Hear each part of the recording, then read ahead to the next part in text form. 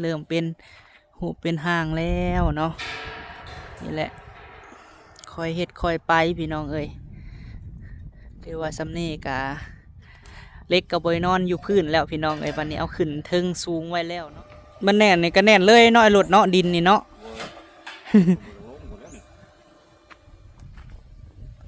แม่นขนาด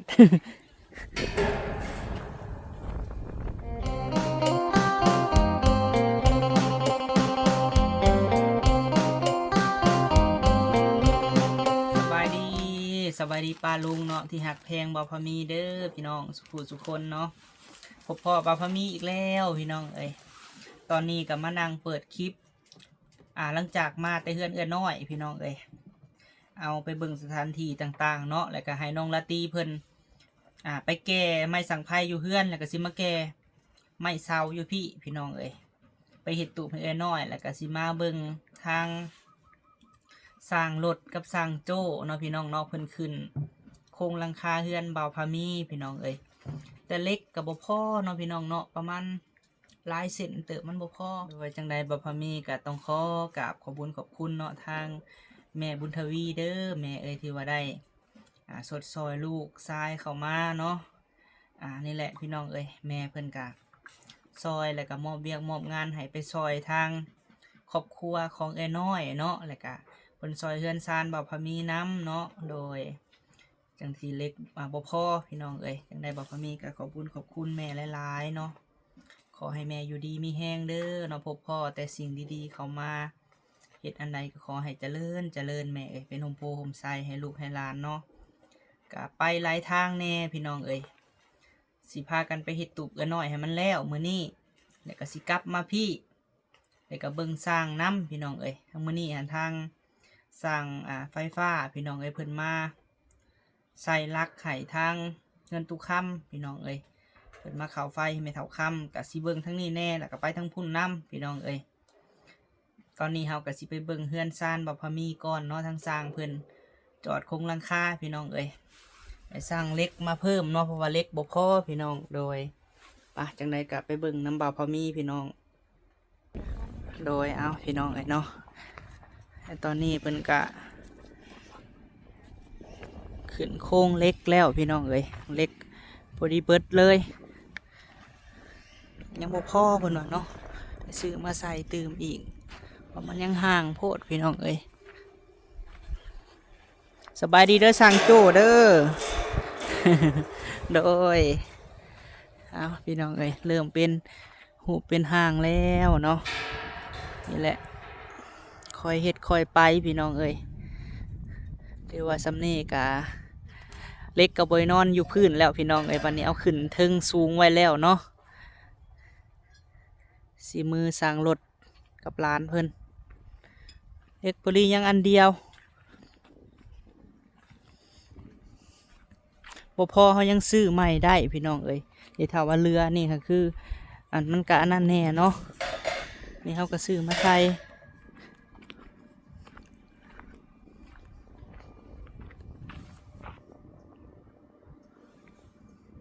มาอัปเดตเบิ่งเฮือนซานให้ป้าลุงเบิ่งเนาะที่มือสั่งรถเพิ่น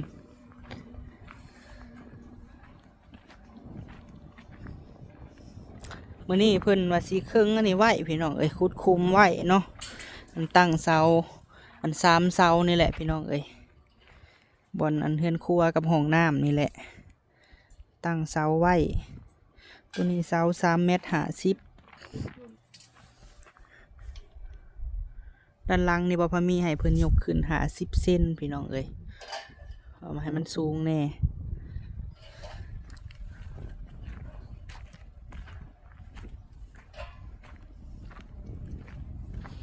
เพิ่นว่าสิมาส่งเล็กมื้อนี้ตอน11 โมงเพิ่นว่าเล็กบ่พอหลายเส้นเติบ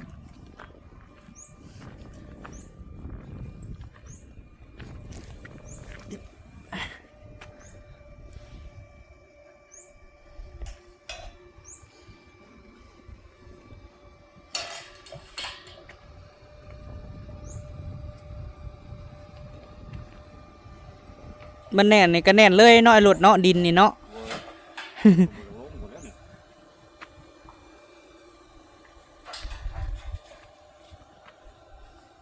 นี่รถมันแรงเขาได้อยู่เพราะว่าคนยกดำปกติหมดแล้วเนาะ อยู่ใส่ รถเนี่ย อย่ามันล่มเหรอบอก อ๋ออย่ามันยกดำอย่ามันติดอย่างไรทั้งนี้ โอ้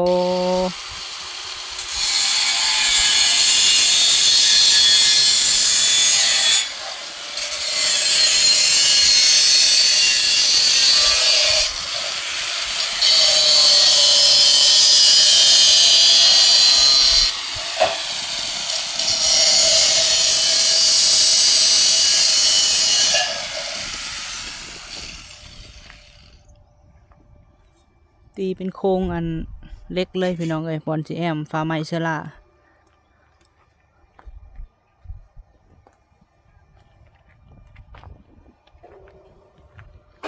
ขางนี้แล้วเนาะ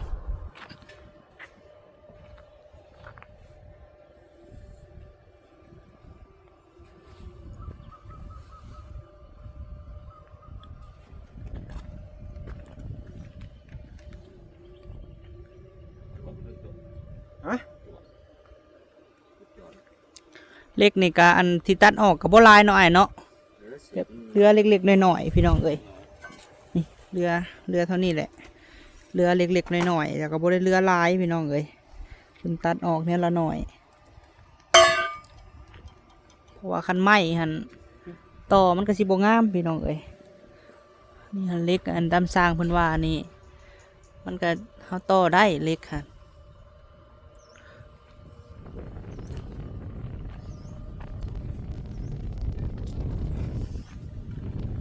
3 มื้อนี่แหละรถมาเฮ็ดเวียกนี่ดี3 มื้อพี่น้องเอ้ย2 คน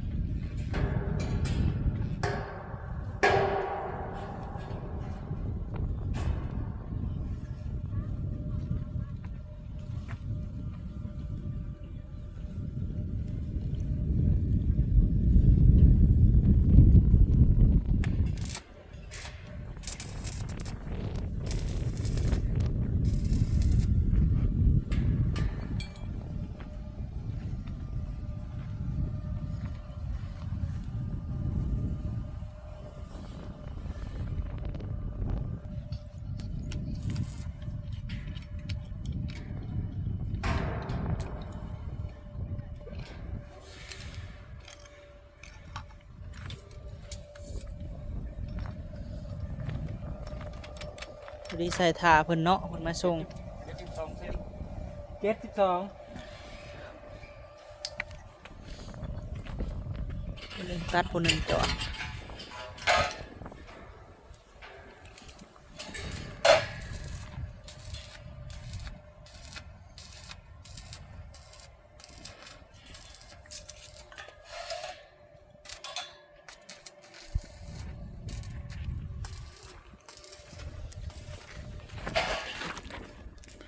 นี่ไม่แป้นพี่น้องเอ้ยเก็บไว้เพราะว่าย่านมันกงมันขดเอาไว้เทอันคานถึง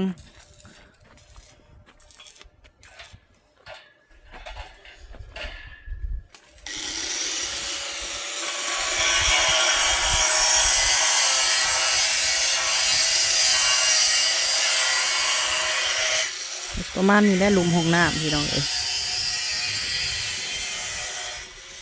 ตั้งเสาตั้งหยังแล้วว่าสิขุดเองว่ะ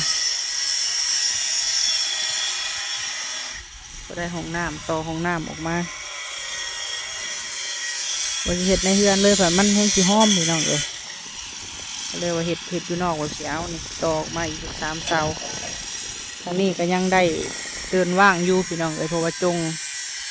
สิ3 เมตรปุ่นแหละเนาะทำออกแต่หัว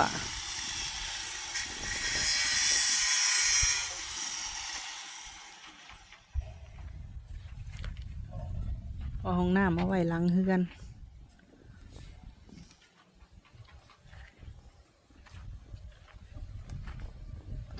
แม่นขนาด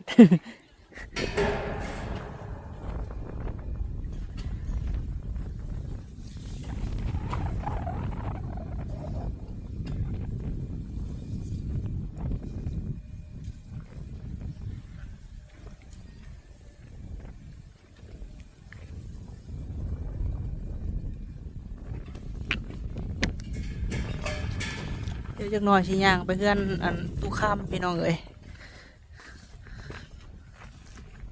ถ้าน้องเพิ่นมาเอาเสาอันตูบของเสาน้อยแหละเนาะก็สิพากันหุ่มไปพุ่นพี่น้องเอ้ย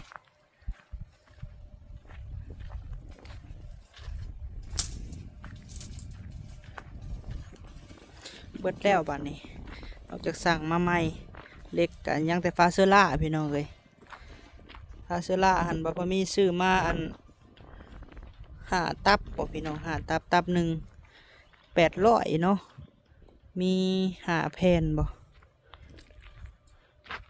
สีเท่าพี่น้องเอ้ย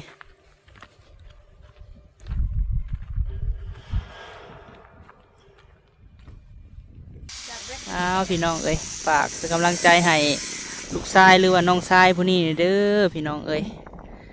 ความฝัน กำลังได้สำนีพี่น้องเอ้ยเอาบุกบืนต่อไปพี่น้องเอ้ยฝันน้อยๆเนาะเห็ดไปเฮาสูบน้อยลมบ่แห้งพี่น้องเอ้ยคอยเป็นคอยไปเก็บหาเก็บซิบปพมีดีใจพี่น้องเอ้ยได้น้ำใส่แล้วสิบ่ได้อันเมื่ออาบน้ำอยู่เฮือนพี่น้องเอ้ยอาบแต่พี่แล้วก็แล้วเมื่อแล้วก็นอนพี่นี่น้ำนะเพิ่งนี่ใส่ได้พี่น้องเอ้ยก็สำน้ำบาดาลเท่านี่แหละเนาะมันก็ใส่ไว้อยู่น้ำนะออกแห้งจุกๆพี่น้องเอ้ยอนาคตคิดไว้ดอกพี่น้องเอ้ยบ่ฮู้ว่าสิเป็นไปตามแผนตามเป้าหรือบ่ก็คอยไปเฮ็ดคือเป็นตุกคำหั่นเน่งทอไปนี่พี่น้องเอ้ยเฮาก็สิบ่ได้สายยางระยงระเยงเว็บซี่นะนี่ใส่โซคาวไปก่อนเน่งไปทางหลังพุ่นแหละเนาะก็สิบ่ได้เปิดไฟแบบเปิดน้ำตลอดพี่น้องเอ้ยคันเฮาขึ้นแทงไว้ไงมีแต่ว่าเปิดใส่หึงๆมันเบิดแล้วเฮาจังอันใส่พี่น้องเอ้ยจังเปิดจังใดเอาเลาะหัวนี่ไปนะวางแผนไว้พี่น้องเอ้ยแต่ว่าคอยเป็นคอยไปเนาะขอบคุณแม่FCที่ให้กำลังใจลูกชายผู้นี้เนาะให้คำแนะนำมาตลอดช่วงนี้ก็วิวหน่อยพี่น้องเอ้ยยังไงก็เบิ่งให้ในเด้อเนาะลงไลฟ์คลิปเอาคลิปหนึ่ง3-4 พันวิวก็เฮ็ดไปพี่น้องเอ้ยเนี่ยเอา4 เฮาจัง4เนาะไปเฮ็ดยังก็ไปได้พี่น้องเอ้ยช่วงนี้ก็ได้มีการมีงานห้องเพลงห้องรำก็ไปแต่แค่เขตเฮานี่แหละพี่น้องเอ้ยมีเวียกมีงานเพิ่นให้2-3 แสนกีบก็ไปช่วงนี้ก็บุกช่วงนี้ก็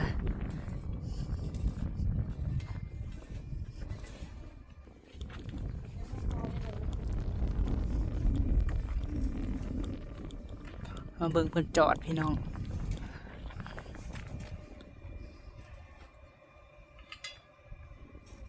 ตัวนี้ล่องกลางตัวนี้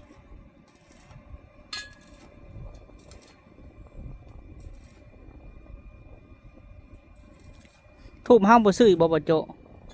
ทูบห้ามบ่ซื้ออีกบ่โอ้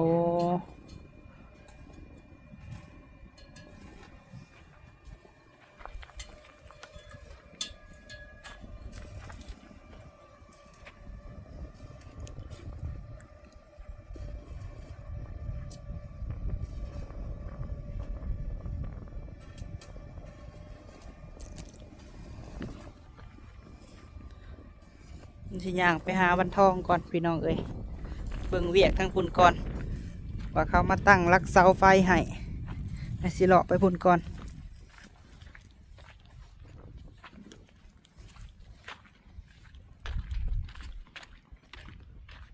ทั้งพุ่นกับบุก2 คนผัวเมียทั้งพุ่นก็ได้พี่น้องเอ้ยทางวันทองกับน้องภูวงเนาะว่าสิออกไปน้ำกันพี่น้องเอ้ยมีตู้คำมากังเว้นนี่ไปซอยกันก็ว่าอยากซอย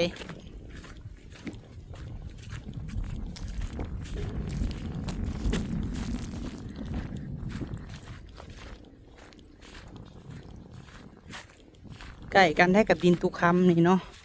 เลาะมากอะฮอดอะไรพี่น้องเอ้ยมื้อนี้เท่าตุ้นมากมื้อนี้ค่ะมันใกล้กันแล้วเฮาก็ไปทางนั้นทางนี้แน่จังหน่อยเฮือนซานแม่บิ่งกับพ่อเพชรเพิ่นเริ่มนี่ก็เฮากะใกล้กันเฮากะอัน ไปมาหาสู่กันได้พี่น้องเอ้ยมาถ่ายคลิปกับมันใกล้เนาะนี่ก็สวนเขานี่คนรวยเขาซื้อไว้แม่วิ่งเพื่อกระทำอยู่ลูกเอ้ยว่าโซลาร์เซลล์หน้าเฮือนแม่มีบ่เพิ่นว่ามีแล้วแม่น่ะรักน่ะเนาะโซลาร์เซลล์ป่านี่ก็จักย้ำใดเขาสิดุดพี่น้องเอ้ยให้มันเป็น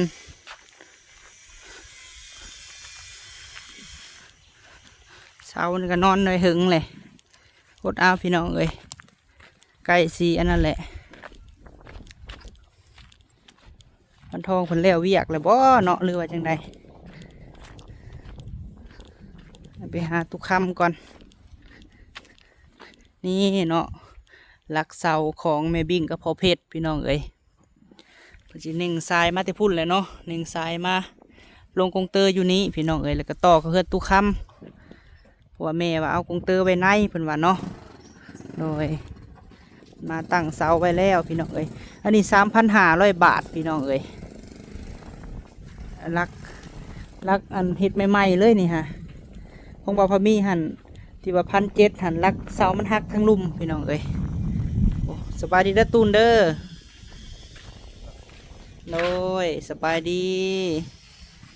แม่ตู้วันทอง สบายดี โดยแล้วเวียกแล้วบ่ โดย ข้าวโดย ยัง แม่ตู้นั่งเบิ่งเฮือนงามบ่ตู้ โดย อืมเฮาก็มาเบิ่งเพิ่นจอดเล็กแม่ตู้เอ้ยเห็นแล้วบ่ โดย งามอยู่บ่ โจทย์ระบบให้ จอดแล้ว ยังบ่พอบันทองเอ้ย บอก โดยคือเห็นสาบุญบรรณามาบอกกินนี่ฮะ โดย เป็นเมื่อแล้วบ่ แม่นแม่น ฟังเบิ่งพี่น้องเอ้ยเพิ่นช่วยจักหน่อยเนาะเพิ่นมาตั้งเสาไว้เพิ่นใส่รางใส่บุล่องบ่เขาเอิ้นนะใส่รางแล้วก็ใส่อีหยังนี่แหละ แต่ว่าขามือเพิ่นนั่นที่ว่าเฮาดึงมาใส่ปกติหั่นเวียกเพิ่นน่ะจะจบอยู่ที่กงเตอร์ แม่ โดยที่เป็นนักก็คือกงเตอร์ใหญ่เลย4สาย โดย แต่ที่เฮาแลนเขาเฮือนเขาหยังก็สิจ้างเพิ่นเพิ่มหั้นนะดอกฟืนดอกไฟอีหยัง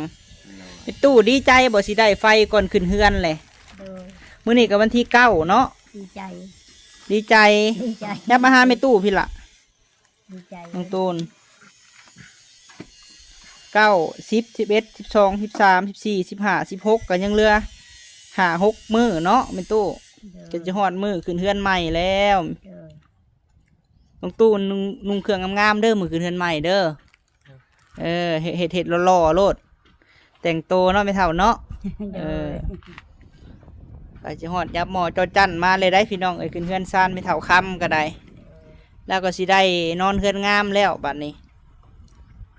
จังใดก็ขอบบุญขอบคุณเนาะไม่เท่าเนาะทางแม่บิ่งกับพ่อเพชรแม่รัดแม่เรื่องที่ได้ชดซอยแม่ตุกคำมาพี่น้องเอ้ย โดยมีตู้ก็ขอบคุณ โดย ญาติแม่เลยแม่นางบิง โดย บ้าเพชรก็อยู่ดีมีแห้งเด้อลูกขอบคุณเด้อ โดยสาธุ ไม่ดูได้อยู่ นี่แหละ โด เพิ่น ยไม่ดู เพิ่นก็ซอย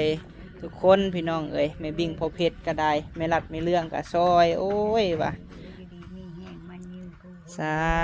ธุวานนี้เพิ่นก็ให้ลูกชายเพิ่นสว่านพี่น้องเอ้ยจักอันสว่านเนาะเนื้อเจาะพาอ้ายไปเบิ่งแหน่อันน้องอันวันทองเฮ็ดฮอดไซเลยเวียกงานพี่น้องเอ้ยถ่ายหะมาแต่พุ่นเลยบ่พอมีก็ได้ มันใกล้กันเนาะ เดี๋ยว เอาคลิปเดียวเลยเนาะวันทอง เริ่มปกอยู่จะพอใส่โค้งแล้วเนาะพ่อได้บ่ขา โดยย่างได้เป็นตู้เอ้ยโอ้นี่สิเทตัวได้นี่หั่นเนาะ ตัวนี้ตัวสิเตะอยู่วาง เทวังหันเรื่องนี้เนาะ หน่วยแล้วก็ตัวเตะตัวจอกมันว่าอัน โอ้สิเททับ โดย เปิดดูหาน้ำค่ะ น้ำเขาเปิดลงมาเปิดตามเสา เปิดเลย โดย โอ้ เปิดลงมาใส่ เบิดแล่นบ่ในแทงค่ะ ว่าช่วยจังสิเอาขึ้นใหม่แล้วกัน นี่กอกน้ำพี่น้องเอ้ย เพราะว่าเปิดออกมา มันอันนั้นมันมิ้นกาวได้ เมน ปิด กาว ให้มัน โอ้แม่นหลายล่างก่อนน้องเอ้ย โดยแล้วจังได้เปลงใส่ใหม่ หักบันนี้เนาะเดินท่อเรียบร้อย โดย เพิ่นสิเททับมานี่พี่น้องเอ้ยทับใส่ท่อที่ว่าเพิ่นเจาะวานนี่เนาะ โดย โดย แล้วก็ตันหูตัวนั้นนะ นี่ เดินเรียบร้อยท่อน้ำท่อใน แมน คักวันแรกเขาจังบอกไปเถ่าว่าเปิดแนวใดเนาะ โดย คักแล้วบาดนี้โอ้ต่อลงมาใส่แท่งกะสิบ่ได้เปิดไฟไม่เถ่าเอ้ยบ่ได้เปิดไฟเปิดอีหยังยากบาดนี้ฮะเพราะว่าเปิดเอาในแท่งเลยก็ได้เข้าห้องน้ำห้องในเนาะ โดย อันนี้ก็เฮือนครัวไม่เฮามีหลายอยู่บันทองเอ้ยคันสิก่อเนี่ยมันสิแคบโพดไม่เถ่าเอ้ย ว่าสี สิให้บันทองเฮ็ดโต๊ะให้เนาะ โดย เอ เฮ็ด อ โตใส่เหล้าซองอัน โต๊ะวางอันเป็นนัวเกลือมะเพ็ดเนาะ โดยยูนี่แล้วก็ยูนี่ โดย แม่นแหละน้องเอ้ย โดย ว่างบ่เห็นคุยงอดี แมนลูกก็สิซื้อมาให้ดอกโตอันนะฮะไม่เท่า ไปกวบถ้วยกวบบวงหันใกล้ๆมอสิขึ้นเฮือนก้อนไม่เท่าเอ้ยเทอันนี้แล้วก็ย้ายมาพี่วันทองเลย โดย ตอนนี้ก็เรียบร้อยแล้วเนาะไม่เท่าเนาะเฮือนซานก็ได้ ตอนแรกมาแต่พวกตูบซอยอายก็สิเฮ็ดโตเข้ามานี่แล้วก็สิ โดย ตัวอยู่หันเข้ามา โดย เอาไว้อยู่ในเลย แม่นแหละเนาะย่างมาบัดตะตุ่นมื้อนี้หั่นเนาะโอขี่มาอันน้ำสแลมอืม ใช่ เมื่อยบ่หรือว่าจังไดตอนนี้หั่นล่ะอาการบ่ฮู้คนตอบบ่อยู่เลยพี่น้องเอ้ยเพลงไตอรไทยบัดนี้ เออ เดี๋ยวเอารถมาแล้วพัดแน่มึงรถแน่มึงมีช่วงที่ไปได้ โดยอย่าแล้วน้องเอ้ยจะไปผัดผ้าไปตู้ล่มเนาะผัดมือหันแห้งมือที่ว่านั่นจังมาเห็นบ่ดีแหละไม่บิ่งกาซอยถือคนได้พี่น้องเอ้ยอันซอยน้องตุ่นหันรับบ่ไปพี่น้องเอ้ย เนาะไม่เท่าเนาะ เดี๋ยว รับบ่ไปทุกที่รถกะอยู่ไสก็อยู่หันเนาะ เดี๋ยว โดยขอบคุณพ่อกับแม่ที่มองเห็น เดี๋ยว ให้น้องกับบางมือกะบ่เมื่อยปานใดก็เอามาพี่น้องไอ้บางมือหันกะว่าตัวเองบ่ไหวกะ เดี๋ยว จดไว้เนาะเออให้น้ำมันกะตั้งแต่ซื้อมาก็สิประมาณ4-5 เทื่อนี่แหละพี่น้องใส่น้ำมันน่ะเนาะว่าเราบ่ค่อยไปใส่เด้ ไปได้ โดย อันนี้หั่นใส่ลักแล้วเด้อตู้เด้อเฮือนซานมีตู้นี่ เดี๋ยว พ่อกับแม่เฮาเพิ่นว่าให้ซื้อลักมาใส่อีกลักหนึง เดี๋ยว บัดนี้หั่นกงเตอร์ให้ใส่หั่นเลยไม่เท่าเอ้ยบัดนี้หั่นคันเฮือนพ่อกับแม่แล้วแหละ ต่อไปเฮือนเพิ่นมันก็สบายมันใกล้บัดนี้ฮะ แม่ ดอกไฟหั่นที่ใส่ให้เจ้า6 ดอกแม่ตู้เอ้ย เดี๋ยวอยู่เฮือนครัวนี่ดอกหนึงเนาะวันทองเนาะ โดย ทางหน้า1ทางกลาง1ห้องน้ำ1แล้วก็ห้องนอน2เนาะ โดย โดยวันนี้หาสิบ่ได้ปบแล้วน้องตุ่นเอ้ยบ่ได้ปบย่านล่มเลยบาดนี้ อยากไปได้ โดย อีนางไปแล้วไม่เท่าไปได้ ปบบอกคันฝนมาเลยไหมเท่า มาแล้วปุ๊บ เอออดเอากะสิฮอดมือแล้วแม่ตู้เอ้ยก็สิว่าลายมือหันมันแล้วหึงแล้วก็ทั้งลูกสาวเจ้าแม่รัดแม่เลื้องเพิ่นว่าอัน ลูกเอ้ยว่าอันบอกแม่เนิ่นๆแน่เพิ่นว่าเพราะสิได้เกี่ยมทึกเพิ่นว่า เดี๋ยว กับบนอยู่บนนอนหันเพิ่นให้เอาไม้เบิดแม่ตู้เอ้ย เดี๋ยว เฮือนก็เฮือนใหม่เนาะน้องวัน โดย เลยว่าเรียบร้อยแล้วพี่น้องเอ้ยเฮือนเราก็ได้